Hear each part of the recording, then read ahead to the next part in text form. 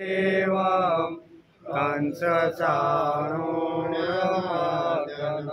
देवकी परमानन्दं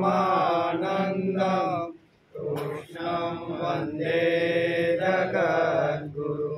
गुरुर्ब्रह्मा गुरुर्विष्णु गुरुर्देवो महेश्वर गुरुर्साक्षात् परब्रह्म तस्मै श्री गुरुवे नमः। नारायणं नमस्कृत्यं नरं चैव नरोत्तमं देवीं सरस्वती व्यासं ततो जयमुदीरये ततो जयमुदीरये।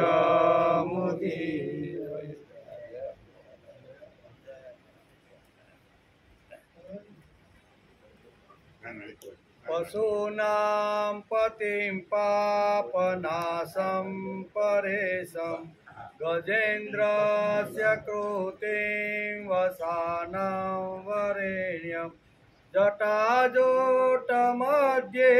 स्फुरन्ताङ्गवारिं महादेवमेकं स्मरामि स्मरामि।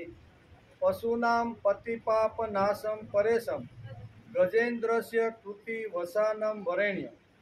જે સર્વ પ્રાણીઓના સ્વામી પાપનો નાશ કરનારા પરમેશ્વર હાથીના ચર્મને ધારણ જેણે કર્યું છે તેવા સર્વથી શ્રેષ્ઠ અને જેમના જટાજૂટમાં ગંગાનું પાણી નાચી રહ્યું છે તેવું ગંગાનું પાણી નાચી રહ્યું છે એવા મહાદેવનું હું વારંવાર સ્મરણ કરું છું। એટલે મહાદેવનું સ્મરણ કરવાનું। महेशां सुरेशां सुरारातिनाशं विभुं विश्वनाथं विभूत्याङ्गभूषं विरूपाक्षमिन्द्रार्कवाहे त्रिनेत्रं सदानन्दमीडे प्रभु पंचवक्त्रम्। જે પરમેશ્વર દેવોના ઈશ દેવોના શત્રુઓનો સંહાર કરનારા સર્વવ્યાપક વિશ્વના સ્વામી શરીર પર એટલે કે વિભૂતિ રૂપી અલંકારને ધારણ કરનાર વિરૂપ ત્રણ નેત્રવાળા સૂર્ય ચંદ્ર અને અગ્નિ રૂપી ત્રણ જેમના નેત્રો છે તેવા અને જે સદા આનંદ સ્વરૂપ છે તે પાંચ મુખવાળા પ્રભુ શંકરની હું સ્તુતિ કરું। તો આ ભગવાનની સ્તુતિ શંકરાચાર્ય ગાય છે। આપણે પણ એ ગાય અને આપણે પણ ભગવાન શિવજીને નમસ્કાર કર્યા। આજે શ્રીમદ ભાગવતની શરૂઆત થઈ 293મો દિવસ, બરાબર ને? 293 દિવસ થયા આપણે। ગઈકાલે આપણે એકાદશા સ્કંદના 16મા અધ્યાયના 19 શ્લોક સુધી આપણે અભ્યાસ કર્યો। ત્યાં આપણો ટાઈમ પૂરો થઈ ગયો।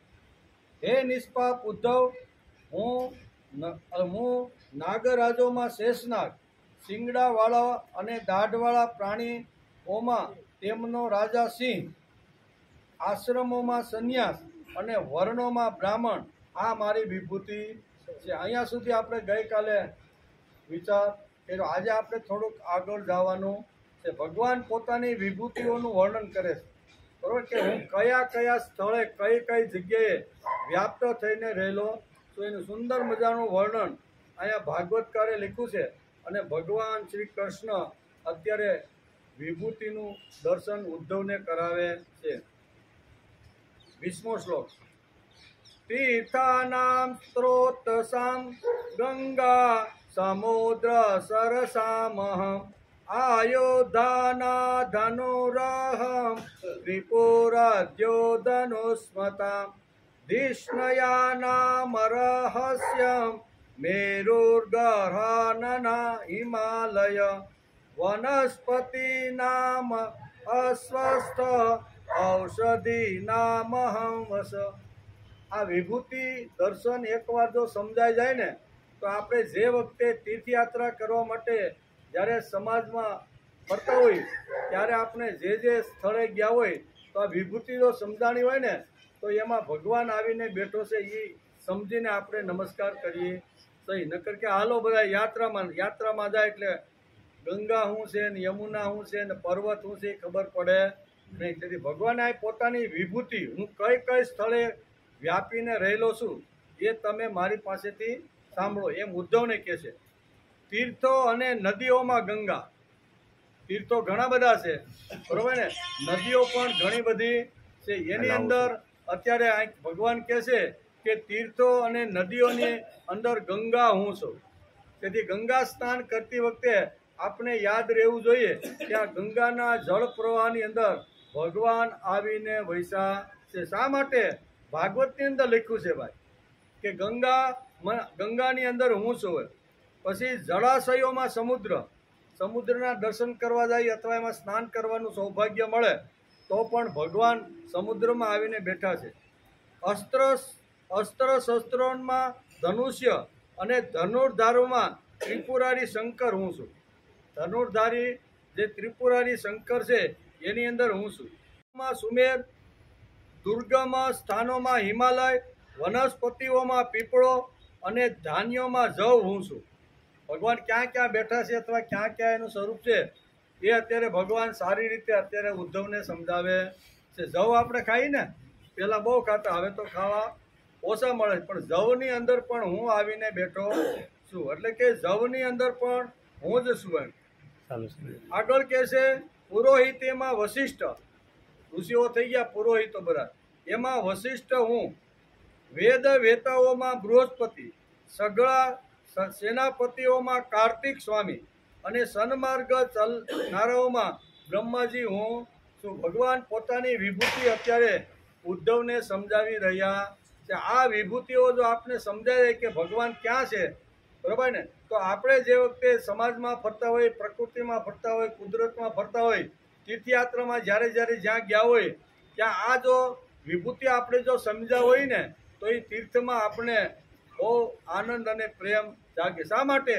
તો કે ભગવાને પોતે જ કીધું છે કે જે બધા ઋષિઓ થઈ ગયા છે એમાં વશિષ્ઠ એ મારું રૂપ છે. પછી ધન ધાન્યની અંદર જવ પણ હું છું. એટલું જ નહીં પણ સન્માર્ગે ચાલનારાઓમાં બ્રહ્માજી પણ હું છું એમ કે. પંચ મહાયજ્ઞોમાં બ્રહ્મયજ્ઞ એટલે કે સ્વાધ્યાય યજ્ઞ હું છું. વ્રતોમાં અહિંસાનું વ્રત હું છું.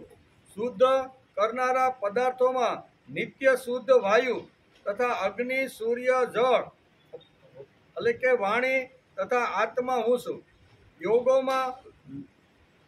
યોગોમાં મનો નિરોધ રૂપી એટલે કે સમાધિ યોગ હું છું. જીતવાની ઈચ્છા રાખનારોમાં ગુપ્ત મંત્રણા હું છું. આત્મા અનાત્મા વિવેકની ચર્ચામાં બ્રહ્મ વિદ્યા હું છું. તત્વોને માટે નિર્ણય આપનારો વાદ વિવાદ રૂપી વિકલ્પો હું છું.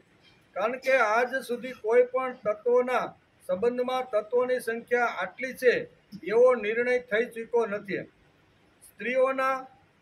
સ્ત્રીઓમાં મનુપત્ની શત્રુપા હું છું. પુરુષોમાં સ્વયંભૂ મનુ હું છું. મુનીશ્વરોમાં નારાયણ અને બ્રહ્મચારીઓમાં સનતકુમાર હું છું. બધું આ ભગવાન પોતાની વિભૂતિ અહીંયા ઉદ્ધવને અત્યારે સમજાવે છે કે હું કયા કયા સ્થળે વ્યાપીને રહેલો છું.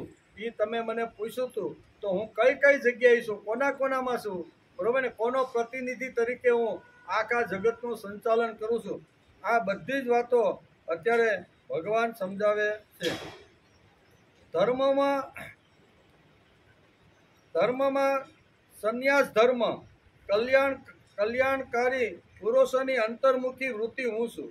કોઈ વાતને ગોપનીય રાખવા માટે મધુર વાણી અને મૌન પણ હું જ છું. જેમના શરીરથી સ્ત્રી પુરુષનું જોડકું ઉત્પન્ન થયું છે તે પ્રજાપતિ બ્રહ્મા પણ હું છું. આમ ભગવાન બહુ સરસ રીતે પોતાની વિભૂતિઓનું વર્ણન કરે છે. યજ્ઞાનામ બ્રહ્મ યજ્ઞો વ્રતાનામ વિહીનતમ વાચ્ય યાર્કાંબુજત વાગાત્મા શુચિ નામ મહમ શુચિ. પંચમહાયજ્ઞમાં બ્રહ્મયજ્ઞ હું છું. વ્રતોમાં અહિંસા વ્રત અને શુદ્ધ કરનારા પદાર્થોમાં નિત્ય શુદ્ધ વાયુ તથા અગ્નિ સૂર્ય અને જળ વાણી વગેરે એની અંદર હું આવીને વ્યાપ્ત થઈને રહેલો છું. વિભૂતિ પૂજા એટલે મૂર્તિ પૂજાને વ્યાપક કરવી. વિભૂતિ એટલે આપણે આગળ જોતા હતા ને કે વિભૂતિ પૂજા એટલે મૂર્તિ પૂજાને વ્યાપક કરવી. ભગવાને ઉદ્ધવને વિશ્વવ્યાપી તત્વજ્ઞાન કહેવાની શરૂઆત કરી છે કે વિશ્વવ્યાપી, ખાલી હું મંદિરમાં કે આકાશમાં નથી. આપણે તો ભગવાન ક્યાં છે તો કે ભગવાન મંદિરમાં છે. કોઈ કે ભગવાન ક્યાં છે આપણે પૂછતો કે આકાશમાં છે. આ બે જ જગ્યાએ આપણે ખબર છે કે ભગવાન. તેથી દોડી અને 2 કિલોમીટરની લાઈનમાં પણ આપણે મંદિરમાં રહેલા ભગવાનને દર્શન કરવા માટે જાય. ત્યારે ભગવાનને એમ થયું કે ખાલી હું મંદિરમાં નથી, હું તો આખા વિશ્વની અંદર વ્યાપ્ત થઈને રહેલો વિભુ છું. એટલે કઈ સ્થળે હું આવી રીતનો છું ને એ તમે જાણી લો. આમ ઉદ્ધવને ભગવાન કહે છે. શું કીધું કે હે ઉદ્ધવ, ફક્ત હું મંદિરમાં નથી, ફક્ત હું આકાશમાં નથી, હું તો સર્વવ્યાપી રહેલો વિભુ છું.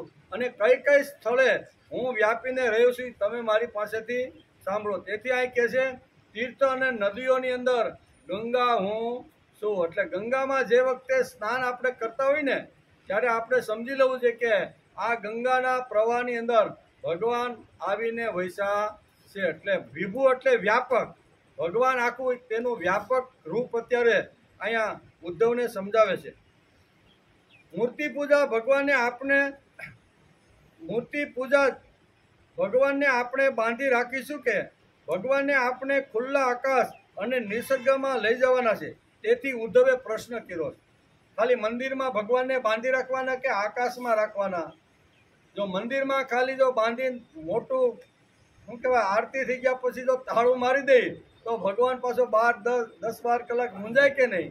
એટલે ભગવાને બહુ સરસ રીતે ઉદ્ધવને કીધું કે ભાઈ હું ખાલી મંદિરમાં નથી, મંદિરની બહાર પણ તારે મને જોવાનો હોય ને તો હું કઈ જગ્યાએ વ્યાપ્ત થઈને રહેલો છે ને એ તું મને જોઈ લે. એટલે મારું દર્શન તને થઈ જાય. આપણે તો દોડી બરોબર ને, ગમે તેવી આવી રીતની હોય તો આપણે દોડતા જાય અને ગીરદીની અંદર 5 પછી મરી પણ જાય. એમ દરવાજો ખુલે ને એક આસે જો આવી રીતનો પ્રવાહ આવે ને તો દટાઈને ઘણા આવી રીતના મરી. આપણે ઘણીવાર પેપરમાં વાંચતા હોય છે. શા માટે? તો કે ભગવાન ખાલી મંદિરમાં બેઠો છે. એને માણસમાં ન દેખાય, પશુમાં ન દેખાય, પક્ષીમાં ન દેખાય, વૃક્ષ વનસ્પતિમાં ન દેખાય. એને ભગવાન ક્યાં દેખાય? તો કે મંદિરની અંદર રહેલું જે આરસ પાણીની જે મૂર્તિ છે ને એમાં જ ભગવાન વસેલો છે. એવું સામાન્ય સર્વ લોકોને આવી રીતનું માનતા હોય છે.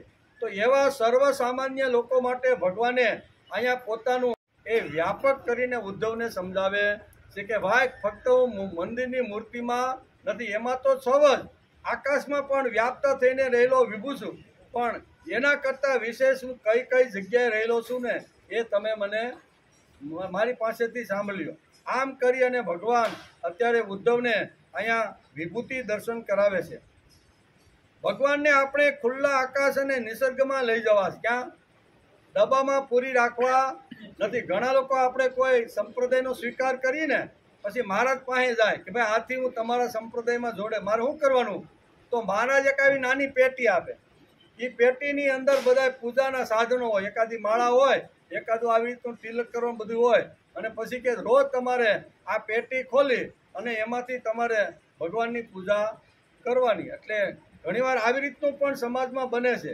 ભાઈ પેટી લઈને ઘરે આવે અને પૂજાની શરૂઆત કરે. અંદર રહેલા બધા જે માળા છે, તિલકની જે કાંઈ વ્યવસ્થાઓ બધી છે એ બધી બહાર કાઢે, ભગવાનને આસન ઉપર બેહાડે અને અડધો પોણો કલાક ગુણગાન જે કાંઈ ગાવાનું હોય, જે કાંઈ સ્તુતિ કરવાની હોય એ બધી સ્તુતિ કરે. અને અડધી કલાક પૂરું થઈ જાય એટલે પાછા ભગવાનને પણ પેટીમાં જ હોય, બરોબર ને? એ પેટીમાં રહેલા ભગવાનને પાછું બંધ કરીને તાળું મારી દે. તાળું શા માટે મારે? કે આ છોકરા બે ટેણિયા છે ને એ ચાક મારી પૂજાનો ડબલો ચાક વીખી નાખે નહીં. એટલે એ તાળું મારી દે અને ભગવાનને કે ભાઈ આવતીકાલ સવારે પાછા 5 વાગે, હવે એ 5 વાગે પાછો આખી રાત જાય, આખો દિવસ જાય, તો ભગવાન પાછો મૂંઝાય કે ન મૂંઝાય? અરે આપણને કોઈ પંખા વગર જો અડધી કલાક કોઈ ઘરમાં પૂરી દે અને 40-41 ડિગ્રી ઉપરથી તાપ પડતો હોય તો આપણે રહી શકીએ ખરા? તો ભગવાનને અહીં પૂરી દીધા અને પછી બાય બાય કરી દીધું કે હવે આવતીકાલે તમે આપણે બે મળશું, તો આને દુઃખ થાય કે નહીં? તેથી ભગવાનને લાગ્યું કે કળિયુગના માણસ આવી રીતની પૂજા પાઠમાં અટવાઈ જશે, ખોટી આવી રીતની પદ્ધતિ લઈને સમાજમાં ફરશે, ત્યારે મારે એને સત્ય વાત કહેવી જોઈએ.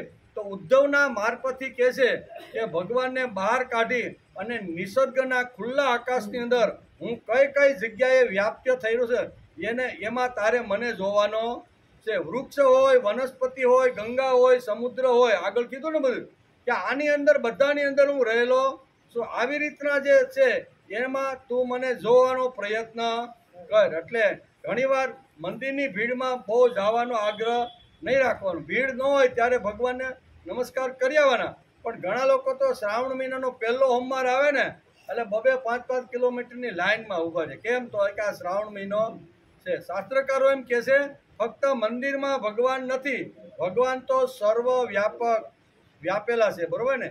અને એ બધું સંચાલન કરે છે. તે કહે છે કે આકાશ અને નિસર્ગમાં લઈ જવાના છે. તેથી જ ઉદ્ધવે પ્રશ્ન કર્યો છે. આજે આપણે ભગવાનને મંદિરમાં જ બાંધી રાખ્યા છે. ભગવાન મૂંઝાતા હશે, તેથી હું મંદિર સિવાય ક્યાં ક્યાં રહેલો છું તેનું વર્ણન ભગવાન ઉદ્ધવને સમજાવે કે મંદિર અને આકાશ સિવાય હું કઈ જગ્યાએ છું? હું ફક્ત મંદિરમાં નથી, ફક્ત આકાશમાં નથી, એ સિવાય પણ હું કઈ કઈ જગ્યાએ વ્યાપ્ત થઈને રહેલો છું. એ ભગવાન અત્યારે ઉદ્ધવને આ બધી વાતો સમજાવે છે. ઉદ્ધવને સમજાવે છે એટલે આપણે સમજવાનું છે. નકર આપણે 1.5 કલાક સાંભળી જઈ એ તો ભાઈ ઉદ્ધવ માટે, આપણે ક્યાં છે? આપણે ભલે નહીં વનસ્પતિને તોડો ને કાપો ને ફેંકવો ને જરૂર ન હોય તો આપણે ક્યાં કીધું? એ તો ઉદ્ધવને ભગવાન કહેતા હતા. આ ઉદ્ધવને કહેતા નથી. ઉદ્ધવ આવી રીતનો નિમિત્ત બન્યો છે, પણ એ બધું છે આ કળિયુગના માનવ માટે ભગવાને આ પોતાની પોથી, પોતાનો વૈભવ, પોતાનો ખજાનો ઉદ્ધવની સામે ખોલી દીધો કે આ મારો ખજાનો છે, આ મારો વૈભવ છે. મારો વૈભવ આખા વિશ્વમાં ક્યાં વ્યાપ્ત થઈને રહેલો છો ને, એ મારો વૈભવ તું જો, એમ કરીને વિભૂતિનું દર્શન કરાવે છે. તેથી ભાગવતકાર વેદવ્યાસ 11 સ્કંદના 16મા અધ્યાયની અંદર આ વિભૂતિ દર્શન લખે છે અને ભગવાન ખુદ ઉદ્ધવને આ વિભૂતિ દર્શન કરાવે છે.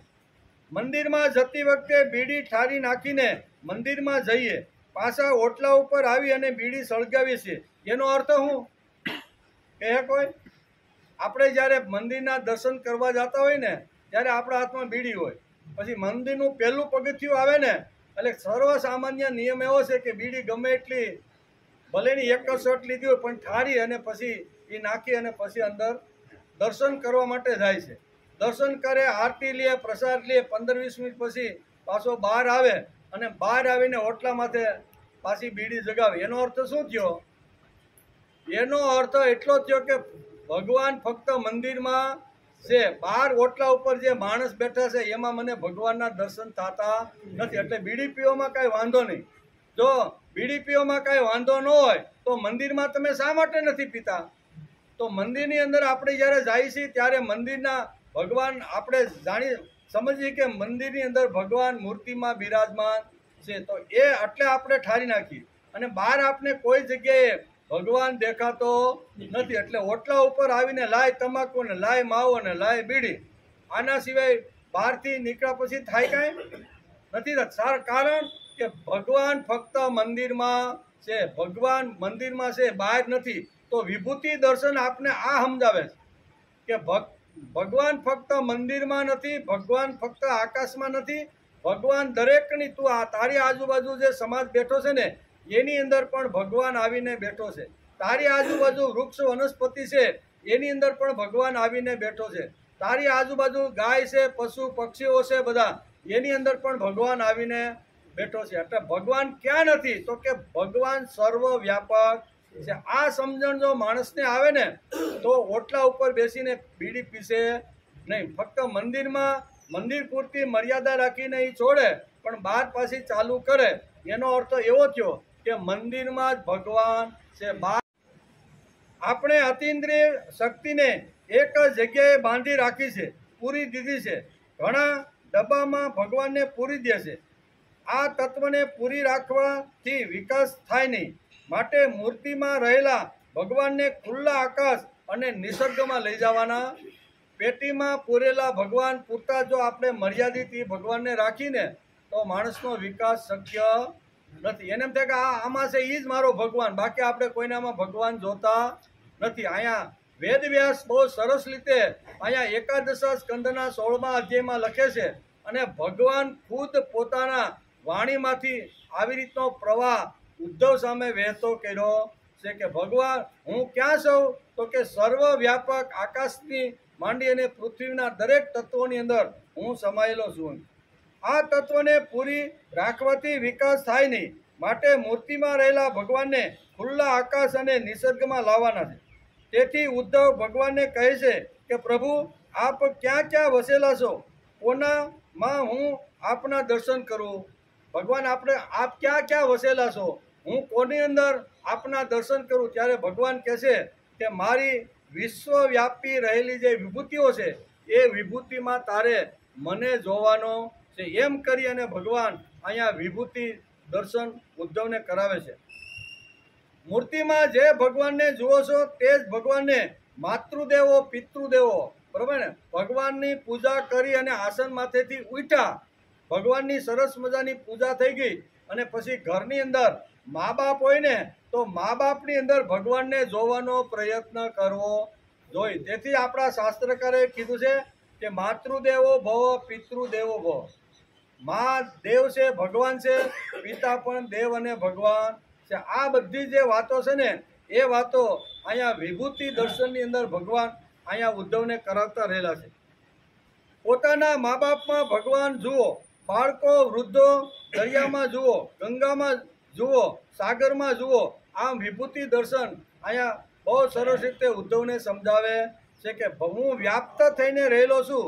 એ શરૂઆત માતા પિતાથી થાય છે, અને પછી નિસર્ગના ખોળામાં જ્યાં જ્યાં આપણે ફરતા હોય ને એની અંદર પણ ભગવાન જોવાનો માણસે પ્રયત્ન કરવો જોઈએ। મંદિરમાં રહેલી મૂર્તિને વ્યાપક કરો, મૂર્તિમાંના તત્વને વ્યાપક કરો। ભોગ યોગમાંથી ઈશ યોગમાં જવું એટલે વિભૂતિ યોગ, ભોગ યોગમાંથી વિભૂતિ તરફ જવું અથવા ઈશ યોગમાં જવું એટલે વિભૂતિ યોગ। આ માનવ જીવનનું ઉન્નતિનું કારણ છે। ઉત્થાપનનો આધાર જીવન તરફ જોવાનો કેવો દ્રષ્ટિકોણ છે તેના ઉપર આધાર છે। સૃષ્ટિ પ્રતિ ભોગની નહીં પણ વિભૂતિની દ્રષ્ટિએ જોવું જોઈએ। સૃષ્ટિમાં આપણે જ્યારે ફરીને ત્યારે એ સૃષ્ટિ મને ભોગ આપશે, એનાથી મને ફાયદો થશે, એટલે ફાયદાવાદી દ્રષ્ટિ ન રાખતા શાસ્ત્રકારો કહે છે કે એ નિસર્ગની અંદર વિભૂતિ એટલે ભગવાનને જોવાનો પ્રયત્ન માણસે કરવો જોઈએ। આપણા ઋષિઓએ કુદરતી સૌંદર્ય જોઈ નફાવાદી કે જડવાદી બન્યા નહીં, તેનો દ્રષ્ટિકોણ વિભૂતિ યોગનો હતો। જૂના કાળના આપણા જે ઋષિઓ છે એ જગતમાં અને જંગલોમાં ફરતા હતા, પણ આવા નિસર્ગમાં ગયા પછી એણે મને આ નિસર્ગ આટલું આપશે એવો વિચાર ન કરતા નિસર્ગની અંદર ભગવાન આવીને વસેલો છે આવા દ્રષ્ટિકોણથી ઋષિઓ જગતની અંદર ફરતા હતા। હિમાલય બરફ પાણી એટલે કે જોઈને તેમને ઘણું બધું, આપણે હિમાલયમાં જાય ને ત્યારે ઘણીવાર આપણે વાત કરી છે કે હિમાલયની અંદર જાય ત્યારે સુંદર મજાની બધી પ્રકૃતિ હોય છે, ચારે બાજુ બરફના પહાડો હોય છે, અને બરફના પહાડો હોય અને મુંબઈનો કોઈ વેપારી આવી રીતનો હિમાલયના દર્શન કરવા અથવા યાત્રા કરવા માટે જાય, અને એ વખતે આવો હજારો આવી રીતના પહાડોમાં બરફ જામેલો જોઈને અહીંયા મુંબઈનો વેપારી એવું વિચાર કરે છે કે ખરેખર અહીંયા આઈસ ફેક્ટરી કરી હોય તો કેવું સારું, અહીંયા આઈસ્ક્રીમની જો ફેક્ટરી કરી અને આટલો બરફ ફોગટનો જતો રહેલો છે। એટલે પ્રકૃતિને જોયા પછી, હિમાલયના બરફ અને મોટા મોટા પહાડો જોયા પછી ઘણીવાર માણસને ભોગની દ્રષ્ટિ, આ ભોગની કહેવાય, કેવી નકર પ્રકૃતિની અંદર ભગવાન આવીને બેઠો છે, ખરેખર દર્શન એને એ થવું જોઈએ, પણ વેપારી માણસ હોય તો એને ભોગ સિવાય બીજું કાંઈ દેખાતું નથી, કારણ કે મુંબઈમાં ફેક્ટરી આઈસની કરે તો એને બરફ પાણી લાવવું પડે, બરફને જમાવવો પડે, ખર્ચો થાય, આ તે બધું થાય. અહીં તો ફોગટનો બરફ આટલો બધો જતો રહે છે. એવું ઘણીવાર અહીંયા લાગતું હોય છે. ત્યારે આપણે અહીંયા ભાગવતકાર વેદવ્યાસ કહે છે કે જે વખતે આપણે પ્રકૃતિમાં ફરતા હોય, કુદરતના ખોળામાં જ્યારે બેસતા હોય ને, ત્યારે એ કુદરત તરફ, પ્રકૃતિ તરફ કે નિસર્ગ તરફ ભોગની દ્રષ્ટિ ન રાખતા આપણે ભક્તિની દ્રષ્ટિ રાખવી જોઈએ. આ દ્રષ્ટિ જો રાખશું ને તો એને આવી રીતનો કહે છે. આ માનવનું જીવન ઉન્નતિકરણ છે. સૃષ્ટિ પ્રતિ ભોગની નહીં પણ વિભૂતિની દ્રષ્ટિએ જોવું જોઈએ. આપણા ઋષિઓ કુદરતના સૌંદર્યને જોઈ અને ગાંડા ઘેલા થઈ જતા હતા. ઋષિઓ જ્યારે ફરે, હિમાલય હોય, નદીઓ હોય અથવા વહેતા રહેલા ઝરણા કે સમુદ્ર હોય, એના કાંઠે જોઈ અને એમાં ભગવાનના દર્શન કરતા હતા. એમ કે ઘણીવાર આપણને પણ થાય છે કે આટલું પાણી ફોગટનું, ગંગાનું, બરાબર, ગંગોત્રીમાંથી ને યમુનોત્રી નીકળી અને ક્યાં ફોગટનું જાય. અહીં મોટો બંધ બાંધ્યો હોય તો મોટું વિદ્યુતકરણ આખું ઊભું થાય અને એમાંથી ઘણી બધી વીજળી આપણને. આ થાય ભોગની દ્રષ્ટિ. માં છે એ બધું દીકરાને આપે છે, પણ દીકરો એમ કહે છે કે માં ભોગની દાસી જેવી છે, તો એ વસ્તુ ખોટી છે. માં છે એટલે તને રોટલી બનાવી આપશે, કપડાં ધોઈ આપશે, બધું જ કરી આપશે, પણ એનો અર્થ એવો નથી કે મારે એક કામવાળી ઓછી રાખવી પડે છે અને મારી માં કામવાળી છે. એવો જો દ્રષ્ટિકોણ રાખીને કરવા પૂરતી નથી, પણ ઘરમાં તેનું આગવું સ્થાન છે, માટે તેમાં કંઈ વિશેષતાઓ છે, તેમાં જ બાપણું છે. તેથી જ વિભૂતિ દર્શનમાં માતૃદેવો ભવ પહેલા કીધું છે. માં ઈ મારો દેવ છે, આવું પ્રથમ શાસ્ત્રકારોએ વર્ણ્યું છે. સૃષ્ટિ ભોગ માટે નથી, પૂજા માટે છે. તેવી આજે નિસર્ગ આપણે જોઈએ ને, એ ફક્ત ભોગ માટે નથી, પૂજા માટે છે. જે શાસ્ત્રમાં પ્રકૃતિ અને માણસ વચ્ચેનો સંબંધ વિશેના પ્રશ્નોનો વિચાર કરવામાં આવ્યો હોય તેને સમાજ વિજ્ઞાન કહે છે. સૃષ્ટિ અને માણસ, પ્રકૃતિ અને માણસનો સંબંધ ભગવાન ઉદ્ધવને સમજાવે છે કે પ્રકૃતિ અને માણસનો જે સંબંધ છે ને એ ભગવાન અત્યારે સમજાવે છે. સૃષ્ટિમાં માણસનું સ્થાન શું? પ્રકૃતિ અને માણસનો સંબંધ શેનો છે? પ્રકૃતિ દર્શન એટલે વિભૂતિનું દર્શન. પ્રકૃતિના નિયમો અને સમાજના નિયમો વચ્ચે કેવા પ્રકારના સંબંધો છે? પહેલું પદાર્થ વિજ્ઞાન, તેમાંથી પ્રાણી વિજ્ઞાન આવ્યું અને ત્યાર પછી સમાજ વિજ્ઞાન. ધીમે ધીમે ઉત્કર્ષ થતો રહેલું આ જીવન છે એ અહીંયા પદાર્થ વિજ્ઞાનથી શરૂઆત કરી અને સમાજ વિજ્ઞાન સુધી આવ્યું. સૃષ્ટિ જોડે તાદાત્મ્ય પામવું આ સંસ્કૃતિનો પ્રશ્ન છે. જેમ બાળક બા જોડે ઝઘડે, લડે, તે છતાંય બાનો છેડો પકડી અને તે રસોડામાં આટા ફેરામાં બાએ લપડાક લગાવી દીધી હોય, બાને રસોઈ કરવા ઘણીવાર 4-5 વર્ષનું બાળક કરવા ન દેતું હોય અને છેડો પકડીને ઘણીવાર આટો ફેરો રસોડામાં મારે. બા કે મારા ઘરવાળાનું ટિફિન તૈયાર કરવાનું છે, એને અત્યારે જવાનો સમય થઈ ગયો છે, ઘણું બધું કામ છે, અને આમ કરી અને એક સીપીઓ અડાડી દે જરીક ગરમ, કેવો વાહામાં કે આમ જરીક અડાડી ગયા એટલે રડતું ભાગે અને હું દાજી ગયો, મને આમ થયું, અને 5-10 મિનિટ થાય ને તો પાછો ઈનો ઈ બાળક બાનો છેડો પકડવા આવે કે ન આવે? ઈનો ઈ જ બાળક છે. બાળકને 5 મિનિટ પહેલા માએ જે સજા કરી છે એ સજા ભૂલી અને ફરીથી માં કરતો એ બાળક પાસે આવી રીતનો આવે છે. તેથી કહે છે કે પ્રકૃતિના નિયમો અને સમાજના નિયમો વચ્ચે કેવા પ્રકારનો સંબંધ છે? પહેલું પદાર્થ વિજ્ઞાન, ત્યાર પછી સૃષ્ટિ જોડે તાદાત્મ્ય પામવું આ સંસ્કૃતિનો પ્રશ્ન છે. જેમ બાળક બા જોડે ઝઘડે, લડે, તે છતાંય બાનો છેડો પકડે, એવી રીતે સૃષ્ટિ જોડે સહયોગાત્મક સંઘર્ષ હોવો. સૃષ્ટિ જોડે પણ ઘણીવાર આપણો સંઘર્ષ હોય છે. વાવાઝોડું આવે, મોટું ભયંકર વાવાઝોડું આવે તો શું થાય?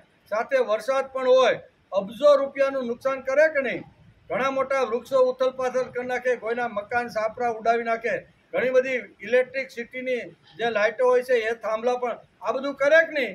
નિસર્ગ આવી રીતનું ઘણીવાર પૃથ્વી ઉપર તાંડવ નૃત્ય કરે છે, પણ તાંડવ નૃત્ય કરનાર જેમ ભગવાન છે એમ ભગવાનને પણ માણસ ફરીથી જેમ બાળકને આવી રીતની સજા કર્યા પછી પણ માં કરતો એ બાળક માં પાસે જાય છે, એવી રીતે કુદરતે પણ આવી રીતનું ઘણું પ્રકૃતિ માણસ ઉપર ઘણીવાર કરે, પણ માણસે નિસર્ગ પાસે તો જવું જ પડશે, એના વગર ચાલશે નહીં.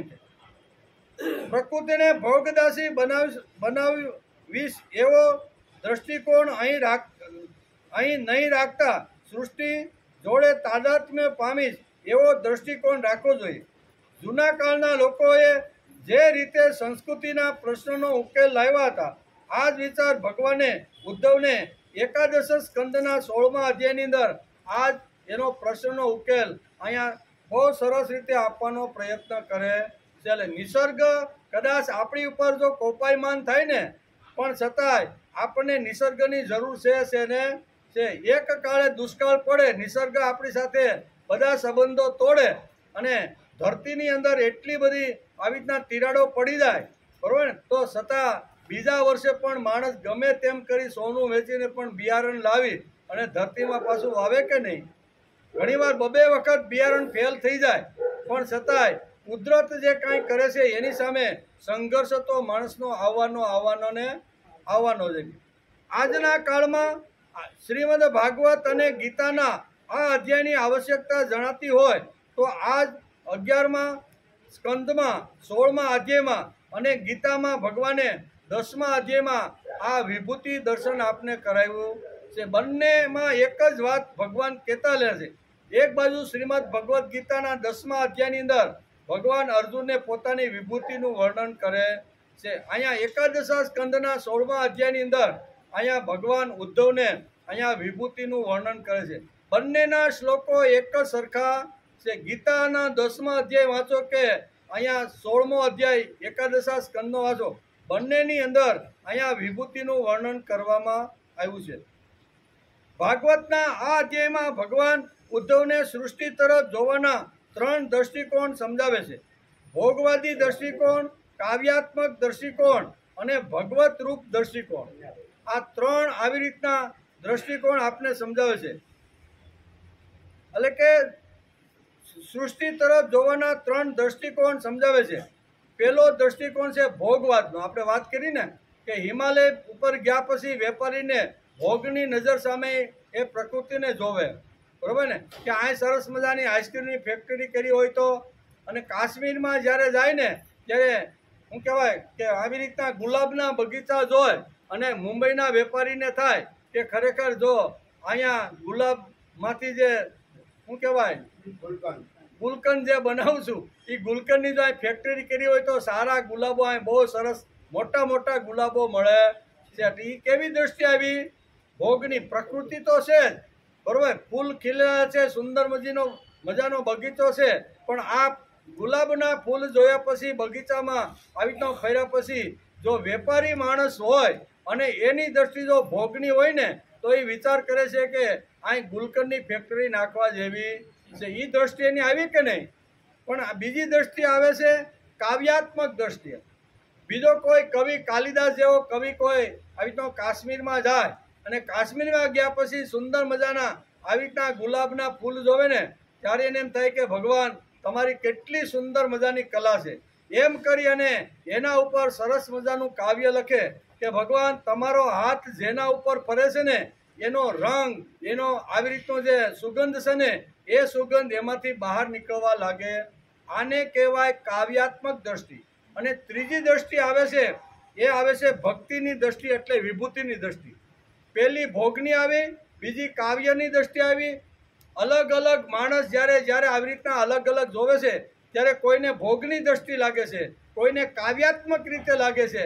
અને ભગવાનનો જે ભક્ત છે, બરાબર, નરસિંહ મહેતા છે, તુકારામ છે, એકનાથ છે, આવી રીતના જે ભક્તો જે વખતે કાશ્મીરમાં જાય અને આવી રીતના સરસ મજાના ગુલાબના ફૂલ જોવે ત્યારે એમાં એને વિભૂતિના દર્શન થાય છે કે ભગવાન તારી કલા અજબ છે. બરોબર, હું તો અઠવાડિયા ત્યાં કાશ્મીરમાં ફરવા માટે આવ્યો છું. ગઈકાલે આ બગીચાની અંદર ફરતો હતો ને ત્યારે સુંદર મજાની લાલ કળીઓ દેખાતી હતી. આજે સવારે જ્યારે વોકિંગ કરવા આવ્યો ને ત્યારે સુંદર મજાના ફૂલ એમાંથી ખીલા છે. ગઈકાલની જે કળી હતી એ રાતની અંદર તમારો હુંફાળો હાથ આ છોડ ઉપર ફેર્યો અને સુંદર મજાનું એકદમ મોટું ગુલાબનું ફૂલ થઈ ગયું. અને ગુલાબનું ફૂલ તો થયું પણ એની અંદર અલગ અલગ ટાઈપના કલર ભગવાન તમે પૂરી દીધા છે. કોઈમાં લાલ છે, કોઈમાં સફેદ છે, કોઈમાં ગુલાબી છે. આવા અનેક પ્રકારના ફૂલ છોડને જોઈને ભક્તની દ્રષ્ટિ ભક્તિ તરફ વળે છે કે ફૂલમાં તમે આવી રીતનો કલર તો પૂર્યો, પણ કલર પૂર્યા પછી સુંદર મજાની સુગંધ પણ તમે એમાં નિર્માણ કરીને ત્યાંથી આવી રીતનો થઈ જાય છે. કહેવાનો અર્થ કે સમાજનો માણસ જ્યારે પ્રકૃતિમાં ફરતો હોય ને ત્યારે 3 પ્રકારની દ્રષ્ટિ, બીજા માણસની કાવ્યાત્મક દ્રષ્ટિ અને ત્રીજી વ્યક્તિ જે ભગવત સ્વરૂપ જે ગયેલો જે ભક્ત છે એની આવી રીતે ભક્તિની દ્રષ્ટિ હોય છે. એટલે પ્રકૃતિ તો એકની એક છે, પણ જનાર વ્યક્તિના મનની અંદર કયા વિચારો કેવી રીતનો હાલે છે એના ઉપરથી પ્રકૃતિ ઉપર એની નજર જાય છે. તેથી અહીં વેદવ્યાસ લખે છે અને ભગવાન પોતે જ કહે છે કે મારી જે સૃષ્ટિ જે બનાવેલી છે ને, મારી સૃષ્ટિમાં જ્યારે હે ઉદ્ધવ જ્યારે માનવ ફરતો હોય છે ને ત્યારે અલગ અલગ માનવની દ્રષ્ટિ અલગ અલગ મારી પ્રકૃતિ ઉપર હોય છે. એનું સુંદર મજાનું વર્ણન કરે છે.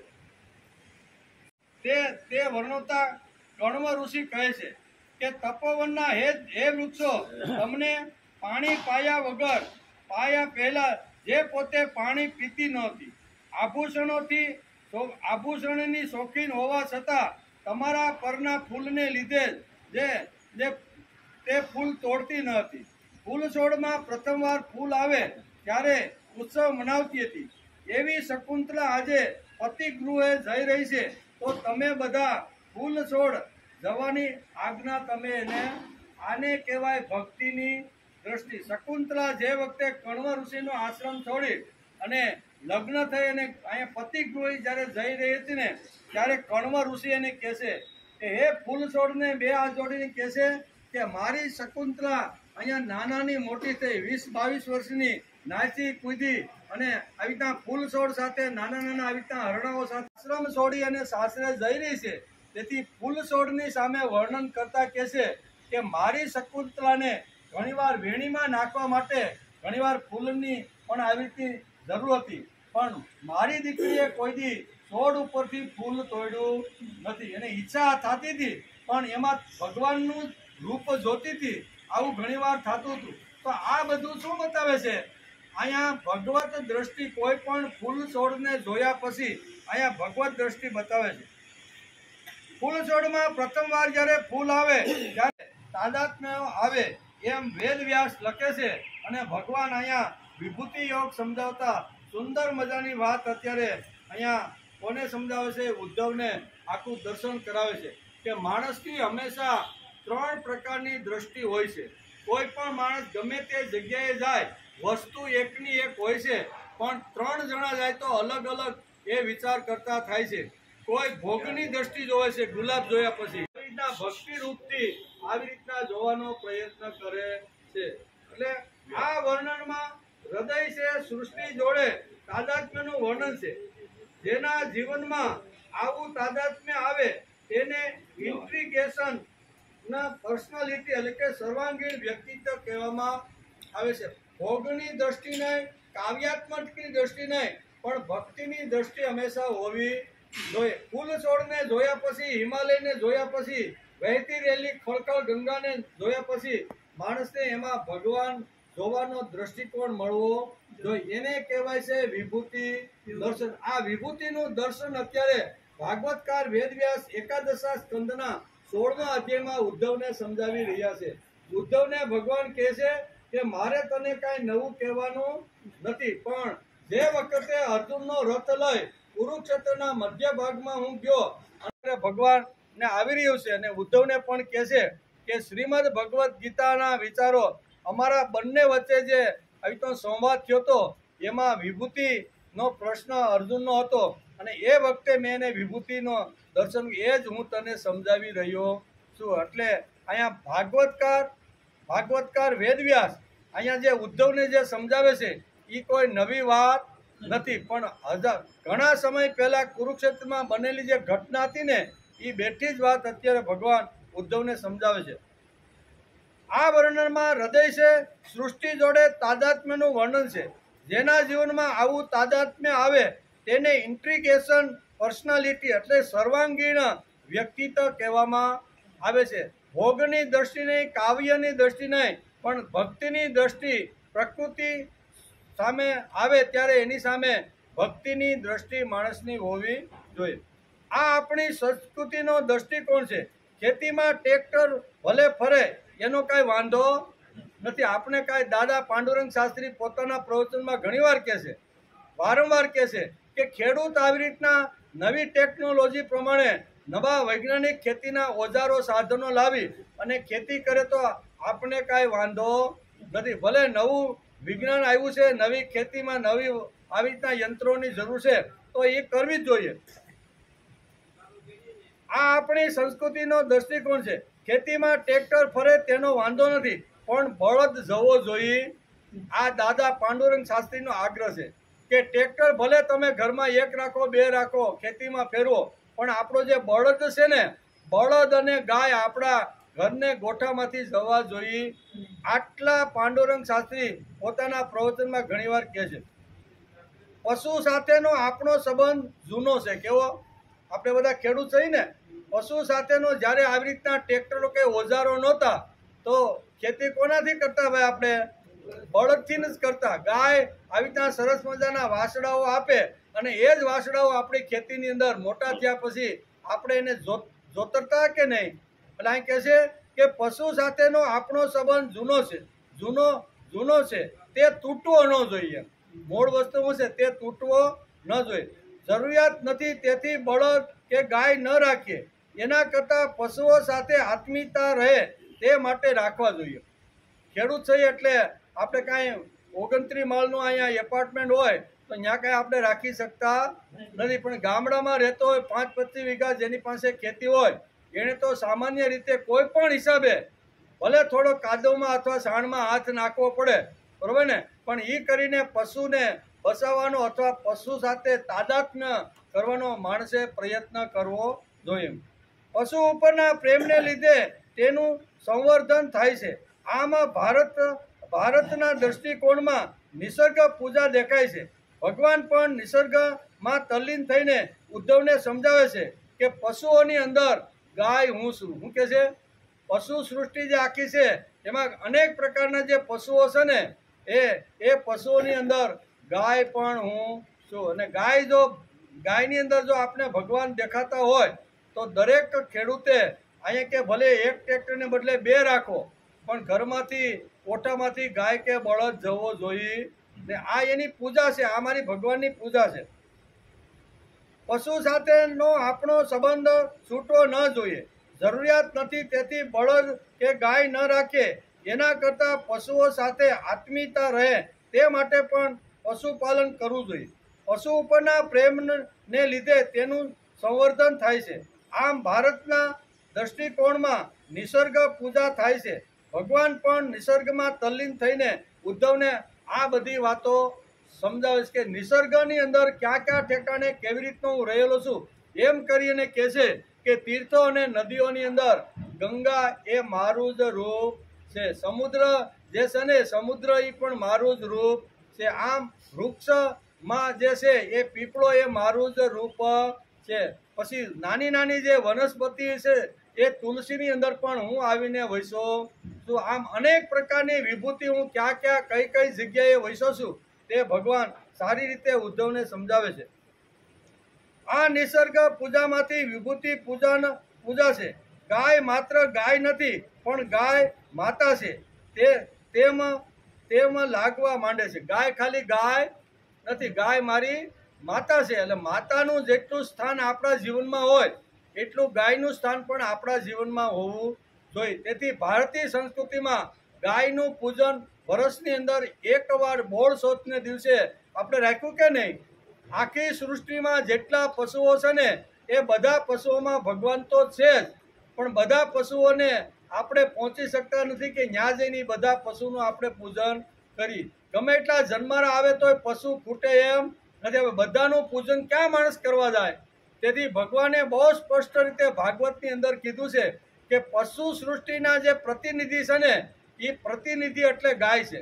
તમે ગાયની પૂજા કરી લેશો, ગાયને નમસ્કાર કરી લેશો, ગાય એ આપણી માતા છે અને માતાને એકવાર જો તમે નમસ્કાર કરી લેવો ને તો સૃષ્ટિના જેટલા પશુઓ છે ને એ પશુને તમારા નમસ્કાર પહોંચી જશે. તેથી વર્ષની અંદર એક દિવસ અહીંયા પૂજાનો દિવસ રાખ્યો છે કે એક દિવસ આવી રીતના વર્ષની અંદર એક દિવસ એવો હોય છે કે બહેનો બધી એક ગામની અંદર એક ગાયના મોટા ડેલામાં ભેગા થાય, ગાયને વચ્ચે બાંધે અને બધા જ એની પૂજા કરે.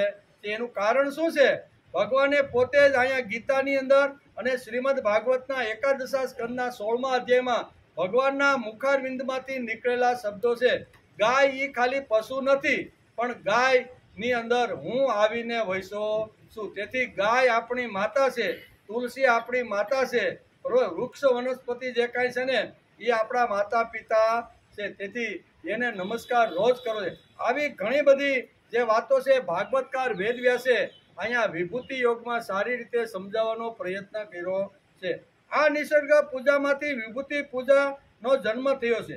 ગાય માત્ર ગાય નથી, પણ ગાય માતા છે તેમ માણસને લાગવું જોઈએ. નદી નદી નથી, નદી માતા છે. ગાય જેમ ખાલી ગાય નથી એ માતા છે, એમ નદી ખાલી આપણે જળનો પ્રવાહ આપીને આપણા ખેતરને લીલાછમ રાખે છે એટલા પૂરતું નહીં, એ તો કરશે જ. માં છે એટલે જેમ બાળક તો લઈ જવાના છે, પણ એની તરફ માં તરીકે જોવાનો આપણો દ્રષ્ટિકોણ હોવો જોઈએ. નદી નદી નથી, પણ નદી માતા છે. એટલે તો આપણે ગંગાને ગંગા માતા કહીએ છીએ. ભગવાને પણ કહ્યું છે કે સ્તોત્ર સામા શિક્ષ જાહ્નવી. આવું ભગવાને અહીંયા ગીતામાં અને ભાગવતની અંદર બંને જગ્યાએ લખ્યું છે કે નદીઓની અંદર, પ્રવાહોની અંદર ગંગા હું છું.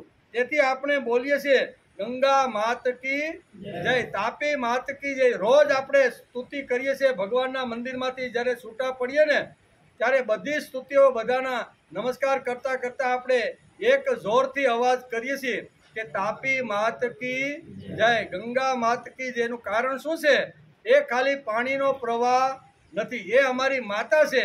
માતા જેમ બાળકનું પોષણ કરે એમ નદી એ અમારી માતા છે, એ અમારું પોષણ કરતી રહેલી છે. ઘણું બધું પાણી, ઘણા બધા પ્રવાહોથી અમારું જીવન આવી રીતનું છે.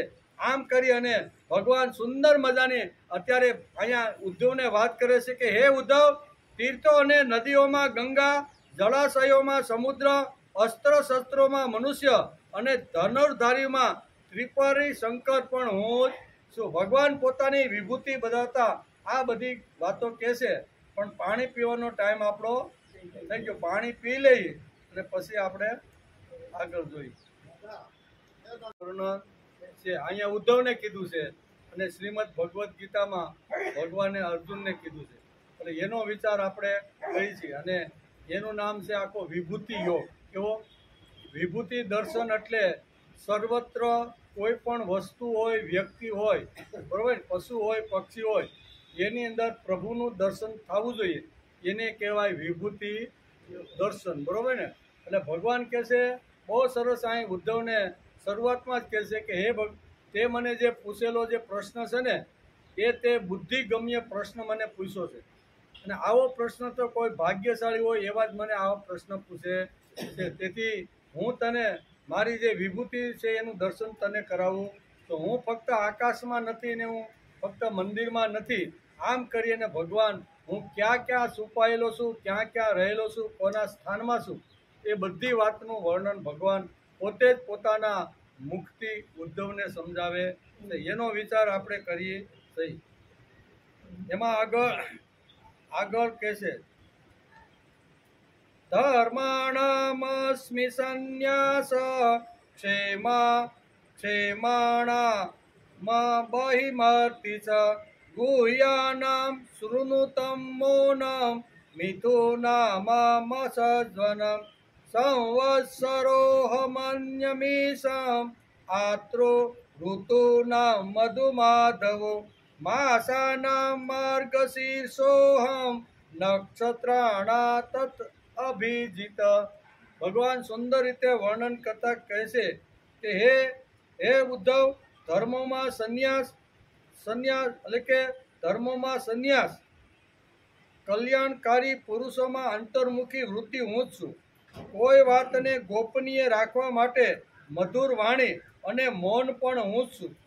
જેમના શરીરથી સ્ત્રી પુરુષનું જોડકું ઉત્પન્ન થયું છે તે પ્રજાપતિ બ્રહ્મા પણ હું જ છું. હંમેશા સાવધાન રહીને જાગનારાઓમાં સંવંતરૂપી કાળ પણ હું જ છું. ઋતુઓમાં વસંત ઋતુ હું છું. બરાબર ને? વસંત ઋતુ હું છું. મહિનામાં માર્ગશીર્ષ મહિનો, એટલે પવિત્ર આ મહિના બધા છે. મહિનામાં માર્ગશીર્ષ મહિનો અને નક્ષત્રોમાં અભિજીત નક્ષત્ર હું છું. યુગોમાં સતયુગ, વિવેકીઓમાં મહર્ષિ દેવલ અને અસિત વ્યાસોમાં શ્રી કૃષ્ણ દ્વેપાય વ્યાસ હું છું. વ્યાસ જેટલા જેટલા થઈ ગયા એની અંદર કૃષ્ણ દેવપાય એટલે કે વ્યાસ હું છું. તથા કવિઓમાં મનસ્વ કવિ શુક્રાચાર્ય હું છું. આમ ભગવાન પોતાની વિભૂતિ અત્યારે ઉદ્ધવને સમજાવે છે કે હું ક્યાં ક્યાં કઈ કઈ જગ્યાએ કોનામાં છું એનું સુંદર મજાનું વર્ણન અહીંયા કર્યું છે. ગંગા મૈયાને પ્રથમ યાદ કર્યા છે પ્રથમ શ્લોકની અંદર, કે જે નદીઓ અને પ્રવાહો જે વહે છે એમાં ગંગા નદી હું છું. તેથી આપણે ગંગા મૈયા, તાપી મૈયાની જય વારંવાર આપણે બોલાવી છીએ. ગંગા મૈયા, તાપી મૈયા કહેવામાં કૃતજ્ઞતા તો છે જ, સાથે સાથે આત્મીયતા પણ છે અને પૂજ્ય ભાવની દ્રષ્ટિ પણ આપણી છે. કારણ કે માતા છે, જેમ ગાય માતા છે, તુલસી માતા છે, એમ નદી પણ આપણી માતા છે. એટલે એ પૂજ્ય ભાવનાથી કરી સૃષ્ટિ તરફ જોતી વખતે એક અતિરિક્ત મૂલ્ય એટલે કે પ્લસ વેલ્યુ જોઈએ, અને તે એટલે પૂજ્ય ભાવ, આદર ભાવ. કોઈ પણ સૃષ્ટિમાં ગમે ત્યાં આપણે નજર ફેંકીને તો ભોગની દ્રષ્ટિ નહીં, કાવ્યાત્મક દ્રષ્ટિ નહીં, પણ પૂજ્ય એટલે ભક્તિની દ્રષ્ટિ માણસની હોવી. કોઈ પણ જગ્યાએ હરી ફરી મળી ત્યારે એમાં ભક્તિની દ્રષ્ટિ આવવી જોઈએ. એમ ભગવાને વિભૂતિ યોગનું આવું દર્શન કરાવતા ઉદ્ધવને કહે છે કે હે ઉદ્ધવ, તે જો ન આવે એટલે કે હે ઉદ્ધવ, જો પૂજ્ય ભાવ અને આદર ભાવ જો માણસમાં ન આવે તો માણસોને તમે ઊભા રાખ્યા, કેવળ પુલો બાંધ્યા, કેવળ બિલ્ડિંગો બાંધ્યા, એટલું જ પૂજ્ય ભાવ એમાં આવતો નથી. જે જમીન મારી માતા છે, પૃથ્વી માતા છે, એની ઉપર ખાલી બિલ્ડિંગો બાંધ્યા, મોટી મોટી નદીઓ છે એના ઉપર ખાલી પુલ અને પૂજ્ય ભાવ હોય તો એ માતા છે, ધરતી માતા છે, નદી માતા છે. પણ પૂજ્ય ભાવ ન હોય તો ગમે તેટલા પુલ, ગમે તેટલી બિલ્ડિંગ બાંધો તો પણ એમાં ભોગની દ્રષ્ટિ છે. આ કામ કરતી વખતે પૂજ્ય બુદ્ધિ આવવી જોઈએ. ઉપયુક્ત વસ્તુની ઉપયુક્તતા સાથે તેની તરફ પૂજ્ય ભાવ, આદર ભાવ પણ આવવો જોઈએ. ભલે આપણે બધું માં છે તેથી આપણે રાંધી આપે છે, ખોરાક બનાવી આપે છે, કપડાં ધોવે છે, પણ છતાંય માં ઈ મારી માં જ છે. એટલે માં તરફ પૂજ્ય ભાવની દ્રષ્ટિ હોવી જોઈએ. તેમ આ નદીનો જે પ્રવાહ છે, જમીન છે, એ બધું મને આપે છે. કોબા ભરી ભરીને અનાજ પણ આપે અને પાણીના આવી રીતના મોટા જળાશયો પણ આપતી રહેલી છે. એનો અર્થ એવો છે કે આપણે એની અંદરથી ઉપયોગ જ્યારે કરીએ ત્યારે આપણે માતૃત્વનો ભાવ એની અંદર હોવો જોઈએ. આ કામ કરતી વખતે પૂજ્ય બુદ્ધિ આવવી જોઈએ. ઉપયુક્ત વસ્તુની ઉપયુક્તતા સાથે તેની નજર પૂજ્ય ભાવ, આદર ભાવ પણ આવવો જોઈએ. આ ભૂમિકા સૃષ્ટિ તરફ જોતા આવવી જોઈએ. સૃષ્ટિ જોતા જ પૂજ્ય ભાવ આવવું જોઈએ. આ ભાગવતનો 11 સ્કંદ અને 16મો અધ્યાય એટલે જ પૂજ્ય ભાવ વધારવા માટેનો આ પૂજ્ય ભાવ સૃષ્ટિ તરફ, નિસર્ગ તરફ આપણી પૂજા વધે, આપણે પૂજા કરતા થાય એના માટે ભગવાને આ 11 સ્કંદની અંદર 16મો આખો અધ્યાય પૂજ્ય ભાવ માટે રાખ્યો છે. નિસર્ગ હોય, પ્રકૃતિ હોય, પછી જે કાંઈ આપણા ઋષિઓ કે જે કાંઈ બધા થઈ ગયા એના પ્રત્યે આદર અને પૂજ્ય ભાવ વધારવો છે. તેના માટે આ એક અધ્યાય ભાગવતકાર વેદવ્યાસે લખી રાખ્યો છે. આ પૂજ્ય ભાવથી માનવનું ટુ ઇન્ટ્રીગેશન એટલે કે સર્વાંગીણ તત્વ થઈ જઈ શકે છે. આ પૂજ્ય તત્વ બુદ્ધિ આવે કે સૃષ્ટિમાં સર્વત્ર ભગવાન દેખાય છે. પછી સૃષ્ટિના પદાર્થો જ ભગવાન લાગવા માંડે. વસ્તુમાં ભગવાન લાગે એ રીતે સૃષ્ટિને વાંચવાનો પ્રયત્ન કરવો.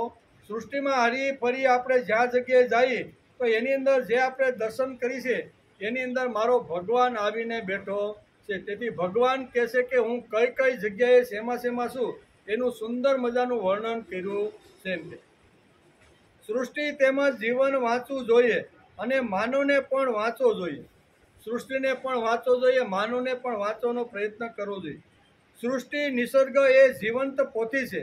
ભગવાને આ પોથી ઉદ્ધવની સામે ખોલી દીધી છે. બીજે ક્યાંય ભણવા જવાની બહુ જરૂર નથી. સમાજમાં જો ફરી સૃષ્ટિમાં નજર કરીએ ને તો એમાંથી જ મોટા ભાગનું આપણને શિક્ષણ અને સંસ્કાર એમાંથી જ આપણને મળે છે. એમ કે ભગવાને લખેલી પોથીને જે સમજે છે તે જ માણસ છે. ભગવાને આ લખેલી કેવી છે? પોથી છે. મૂળિયામાં આપણે ગઈકાલે વાત કરતા હતા ને કે મૂળિયામાં સિંચેલું જે પાણી છે એ 60 કે 70 વૃક્ષ લાંબુ ગમે તેટલું મોટું વૃક્ષ હોય પણ મૂળિયે પાણી આપણે જે સિંચી છીએ એ ઠેઠ 60 ફૂટને ઉપર જે પાંદડું છે એને પાણીમાં કોણ લઈ જાય છે ભાઈ? ઘણા વિજ્ઞાન એમ કે છે એમાં કેશાકર્ષણ છે, પણ પાંડુરંગ શાસ્ત્રી છે કે કેશાકર્ષણની જગ્યાએ કેશવાકર્ષણ. કેવો? ભગવાનનું આકર્ષણ એની અંદર છે. તેથી મૂળિયે સિંચેલું જે પાણી છે ને એ છેલ્લા પાંદડા સુધી એને પોષણ મળતું રહેલું છે. આ ભગવાને લખેલી આપણા માટે પોથી છે. આ પોથીમાંથી ઘણું બધું આપણે બહુ મોટા સંસ્કારો એની અંદરથી મળતા રહેલા છે. ભગવાને લખેલી પોથીને જે સમજે છે તે માણસ છે. તેથી માણસ બનવા માટે ભોગવાદી દૃષ્ટિકોણથી આગળ જઈને કાવ્યાત્મક દૃષ્ટિકોણ માણસની અંદર આવવો જોઈએ અને કાવ્યાત્મક દૃષ્ટિકોણથી પણ આગળ જાય અને ભક્તિનો દૃષ્ટિકોણ આવવો જોઈએ. 3 દૃષ્ટિકોણ આપણે અહીંયા ભાગવતકાર વેદવ્યાસ આપને સમજાવે છે. પહેલો ભોગનો દૃષ્ટિકોણ, બીજો કાવ્યનો દૃષ્ટિકોણ અને ત્રીજો ભક્તિનો દૃષ્ટિકોણ માણસની અંદર આવવો. આમ ઉત્તરોત્તર માણસની પ્રગતિ થવી જોઈએ. નાના સાંભળ્યું એટલું પૂર્ણ, પછી સાંભળે રાખવું, પછી આગળ ડગલું ન ભરીએ. એના માટે આ વિભૂતિ યોગનું દર્શન ભગવાન અહીં કરાવે છે. સૃષ્ટિ પ્રત્યે આત્મીયતા અને પૂજ્ય ભાવ, આને કહેવાય છે વિભૂતિ દર્શન. જૂના કાળના ઋષિઓએ આ સૃષ્ટિની પોથી વાંચી અને જીવનને તેમને ખીલવી નાખ્યું, બદલી નાખ્યું. આખું ઋષિઓએ આવી રીતનું પોતાનું જીવન નિસર્ગ પાસેથી ખીલવ્યું છે. ઋષિઓને હિમાલય જેવા પર્વતો પાસેથી એણે સ્થૈર્ય ભણ્યું. હિમાલય કેવો છે? સ્થિર. અને હિમાલય પાસે જ્યારે ઋષિઓ ગયા ત્યારે એની અંદરથી એને સ્થૈર્યનો ગુણ મળ્યો કે કોઈ પણ જો માણસ સ્થિર રહે ને તો જ એનો જીવન વિકાસ થાય છે. પર્વતને જોયા પછી પર્વત સ્થિર છે. તેથી લોકો હિમાલયની યાત્રા કરવા માટે પવિત્ર સ્થાનની અંદર આવે છે. હિમાલય કે આપણે સ્થિર રહેવું નથી. આજે હું અહીંયા છું, કાલે ઉડી અને મારે તો ગંગા સુધી જવું છે અને ગંગામાં સ્નાન કરીને મારે તાપી મૈયા સુધી જવું છે. આમ જો પર્વત ઉડે રાખે તો એની કિંમત ખરી નથી. એટલે ઋષિઓ કહે છે કે આ પર્વતની કિંમત, હિમાલયની કિંમત એટલા માટે છે કે તે સ્થિર છે. મારે પણ મારા જીવનમાં સ્થિરતા લાવવી જોઈએ. ઋષિ કે હિમાલય પાસેથી આ ગુણ મેં લીધો. એમ છે હિમાલય પાસેથી સ્થિરતાનો ગુણ ઋષિઓએ લીધો. સાગર પાસે જ્યારે ઋષિઓ જતા ત્યારે તેમની પાસે વિશાળતા સમજાવી. બરોબર? વિશાળતા અને ધૈર્ય, આ ગુણ મેં એની પાસેથી લીધો. સાગરે તેમને વિશાળતા સમજાવી, આકાશે તેમને ગંભીરતા સમજાવી. જ્યાં જ્યાં ઋષિઓ જે નિસર્ગમાં ફેર્યા એ બધી જગ્યાએથી ઋષિઓને કંઈક ને ગુણ મળેલા છે. અને લતા અને પલ્લવ જોઈને તેમને માર્દવ અને કોમળતાનું જ્ઞાન થયું. નિસર્ગ મોટો શિક્ષક છે. આ પોથી વાંચવી જોઈએ. બીજું બધું ઘણું બધું વાંચતા હોઈએ પણ ભગવાને બનાવેલી જે આ સૃષ્ટિ જે પોથી છે ને, આ બધી પોથી લીલીછમ પોથી માણસે વાંચવી જોઈએ. આ પોથી માણસે વાંચવી જોઈએ. માનવેતર સૃષ્ટિનો માનવ જોડે સંબંધ હોય છે. તેથી આપણે ત્યાં ઝાડની પૂજા થાય છે. ઝાડની પૂજા ઉપયુક્તતાની દ્રષ્ટિએ થતી નથી. મને ઝાડ ઘણું બધું આપે છે તેથી હું પૂજા કરું છું. એ આપણા ભારતીય સંસ્કૃતિના માનવનો દૃષ્ટિકોણ હતો ને આપણા પૂર્વજોનો દૃષ્ટિકોણ એ હતો કે હું પીપળાની પૂજા કરું છું. શા માટે? તો કે પીપળાની અંદર બ્રહ્મા, વિષ્ણુ અને પીપળો એ મારું રૂપ છે. તેથી પીપળાનું પૂજન આવ્યું એ ફક્ત ઉપયુક્તતા માટે નથી. એમ કે એટલે કે માનવેતર સૃષ્ટિનું, માનવેતર એટલે માનવ સિવાયની જે સૃષ્ટિ છે એને માનવેતર સૃષ્ટિ કહેવામાં. માનવ સિવાયની એટલે એમાં પશુ આવે, પક્ષી આવે, એને કહેવાય છે માનવેતર સૃષ્ટિ. એટલે માનવેતર સૃષ્ટિ સાથે માણસે જે સંબંધ બાંધ્યો, પશુ સાથે બાંધ્યો, ગાય સાથે બાંધ્યો, વૃક્ષ સાથે બાંધ્યો, એ મને ઉપયોગી છે, એમાંથી મને કાંઈ મળે એટલા માટે આપણા પૂર્વજોએ સંબંધ બાંધ્યો નથી. સંબંધ બાંધ્યો છે ભક્તિની દ્રષ્ટિથી. પછી માની દ્રષ્ટિથી સંબંધ હોય તો માં મારું બધું કામ કરી આપે છે. એમ સૃષ્ટિની સાથે સંબંધ બાંધવાથી સૃષ્ટિ મને બધું આપે છે. જેમ ગાય દૂધ આપે છે અને દૂધ પીને માણસ પોતે પુષ્ટ થાય છે. ઝાડની પૂજા ઉપયુક્તતાની દ્રષ્ટિથી નથી થતી. ઝાડ ફળ આપે છે, છાંયડો આપે છે, માટે પૂજા કરવામાં આવતી નથી. પણ તેનાથી વિશેષ આત્મીયતાની દ્રષ્ટિથી તેની પૂજા કરવામાં. ઝાડ છે એટલે ફળ તો મને આપવાનું છે, પણ ફળ આપે એટલા માટે અમે એની પૂજા કરતા નથી. એક આત્મીયતાની દ્રષ્ટિ. કારણ કે માનવેતર યોનિની અંદર જે પશુ પક્ષી સૃષ્ટિ જે જન્મી છે એની સાથે માનવનો ઘાટો સંબંધ છે. તેથી પૂજાની ભાવથી દરેક પાસે એવો જોવું જોઈએ. નિસર્ગ આ જીવંત ગુરુ છે. જેમ ગુરુ પાસે શિષ્ય ખીલે તેવી રીતે નિસર્ગ પાસે માણસે ખીલવું જોઈએ. તાપીના કિનારા ઉપર હું બેઠો હોય ત્યારે માણસ જેમ ગુરુની પાસે શિષ્ય ખીલી અને અંગત બધી જેમ વાતો કહે છે, એમ નિસર્ગ પાસે માણસ જાય. હિમાલયમાં જાય, ગંગા મૈયાના કિનારે જાય, તાપી મૈયાના કિનારે જાય, નર્મદાના કિનારા ઉપર 2-3 રાત્રિ રોકાય અને નર્મદા સામે જોયા પછી માણસ ખીલવો જોઈએ. એ આપણે નિસર્ગ આપને સમજાવે છે. નિસર્ગ પાસે માણસે ખીલવું જોઈએ. આ રીતે ખીલવા માટે જીવનમાં પૂજ્યત્વનો ભાવ હોવો જોઈએ. જગત તરફ કેવળ ઉપયુક્તતાથી દ્રષ્ટિ રાખવાથી જીવન ખીલતું નથી.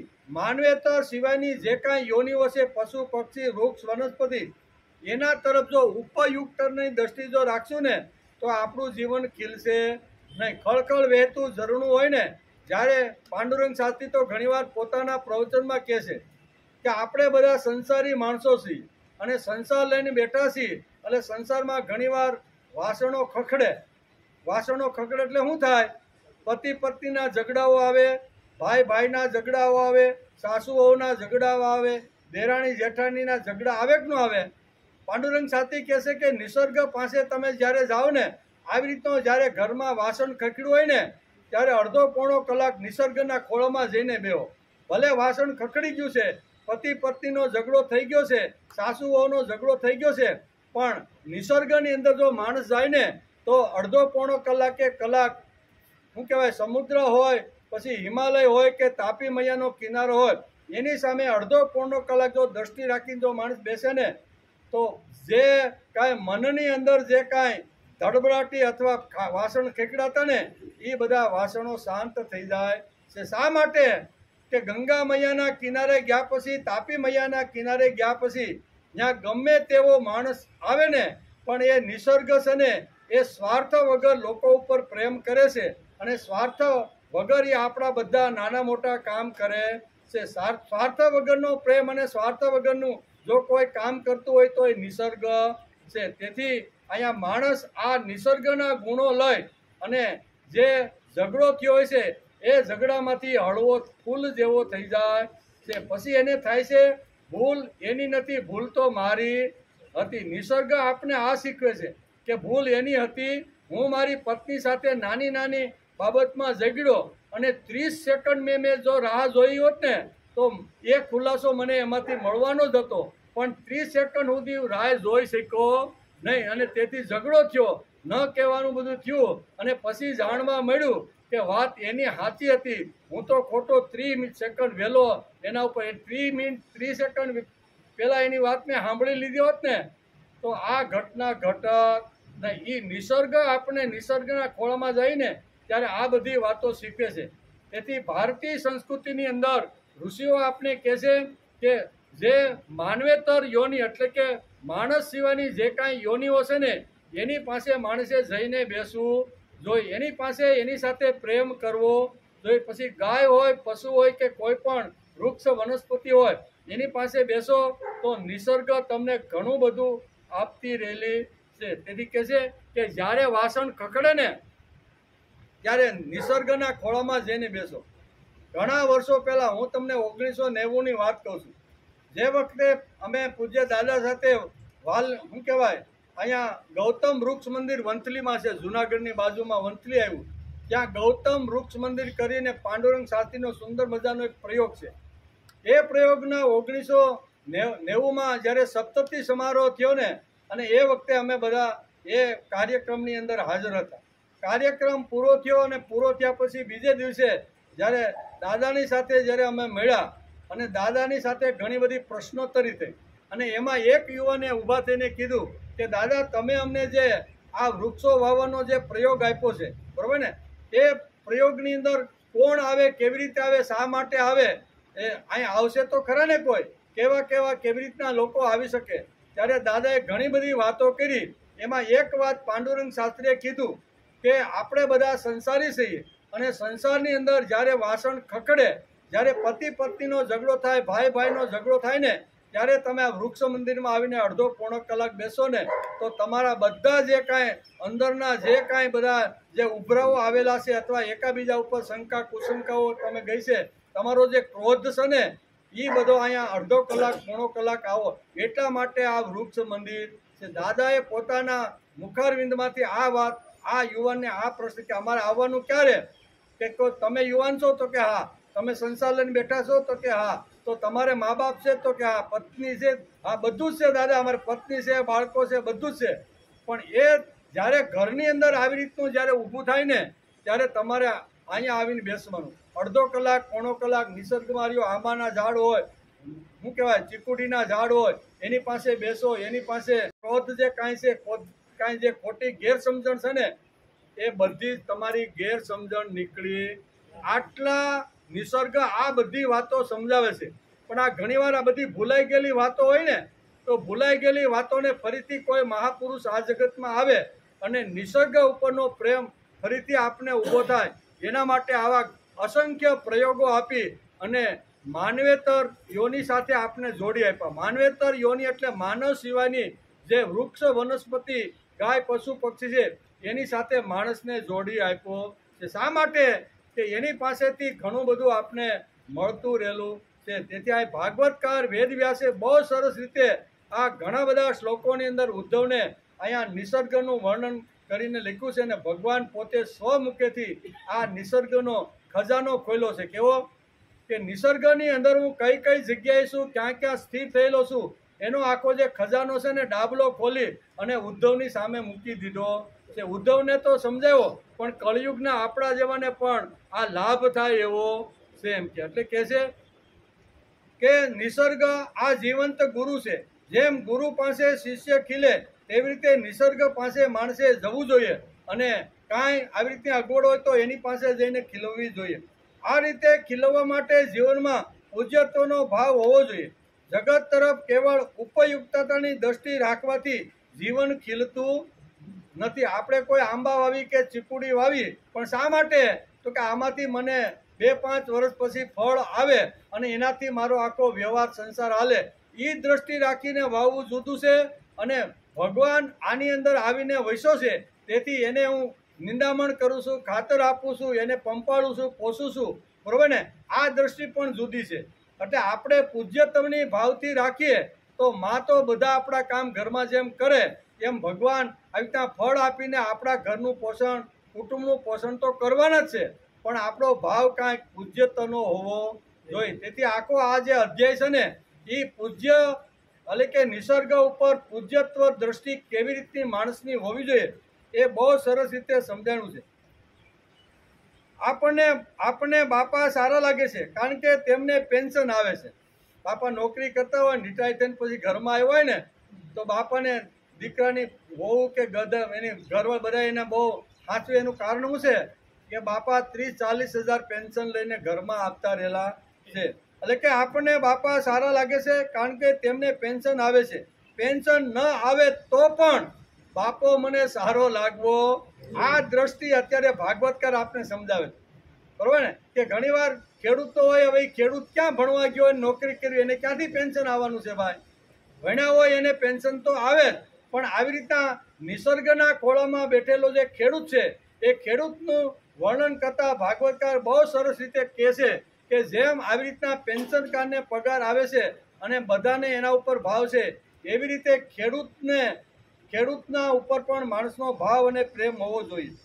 જીવનમાં કૃતજ્ઞતા, જીવનમાં આત્મીયતા અને પૂજ્યત્વ ભાવ કેમ આવે એ આજની મોટી સમસ્યા છે. એ સમસ્યાનો ઉકેલ પાંડુરંગ શાસ્ત્રીએ બહુ સરસ રીતે આપ્યો છે.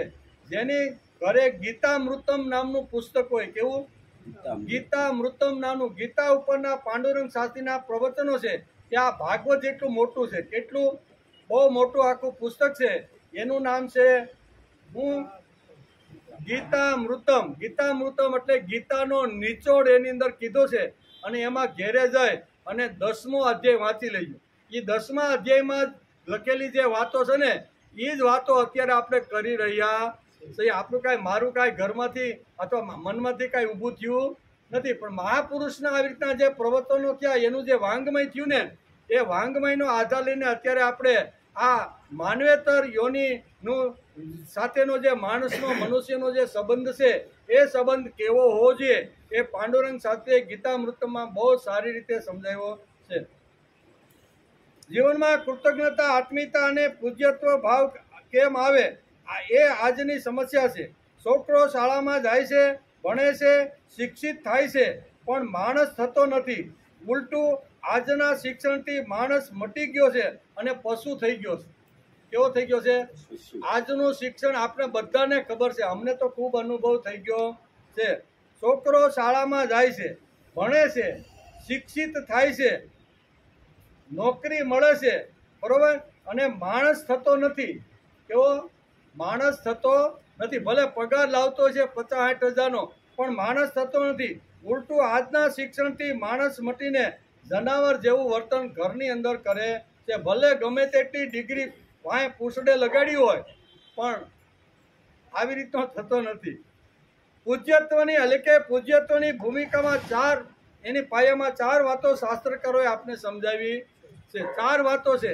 આ પૂજ્યત્વ ભાવ સૃષ્ટિ ઉપર, મા બાપ ઉપર, બરોબર, માતૃદેવો ભવ અને પિતૃદેવો ભવ, પશુ ઉપર કેવી રીતનો આવે, એના માટે અહીંયા બહુ સરસ રીતે પૂજ્યત્વની ભૂમિકા અહીંયા 4 તત્વો પાયાની અંદર હોવા જોઈએ. આ 4 તત્વો કયા છે? ઘણીવાર આપણને એમ થાય કે મારે માણસ બનવાનું છે, તો માણસ બનવા માટે નિસર્ગના ખોળામાં બેસીને મને આ 4 તત્વો કેવી રીતના સમજાવે છે, એની સુંદર મજાની વાત ભાગવતકારે અહીંયા 29 થી 42 શ્લોક સુધી સુંદર મજાની લખી છે કે માણસને આવી રીતનો પૂજ્યતાની ભૂમિકા એના જીવનમાં આવે.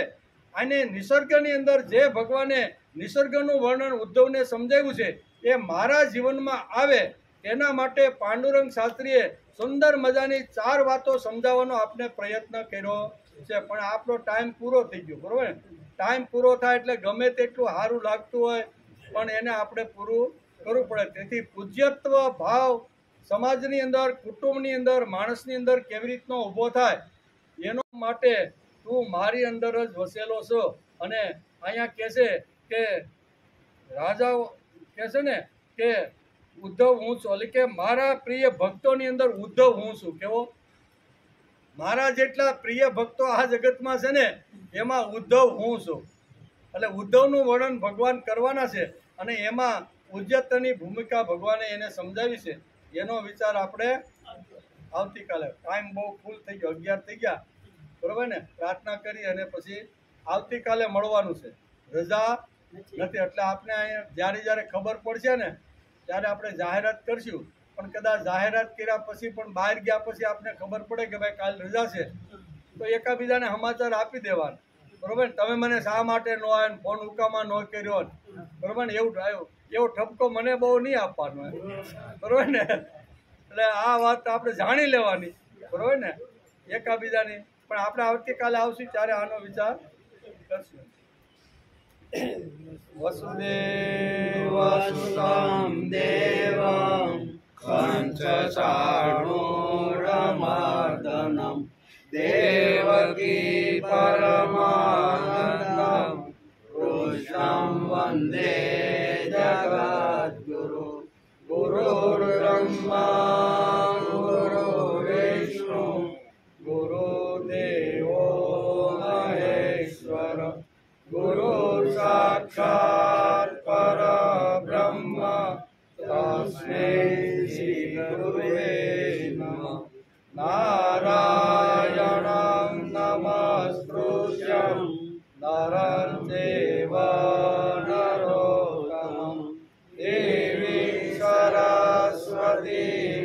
નાશમ તતો જયમુદિરય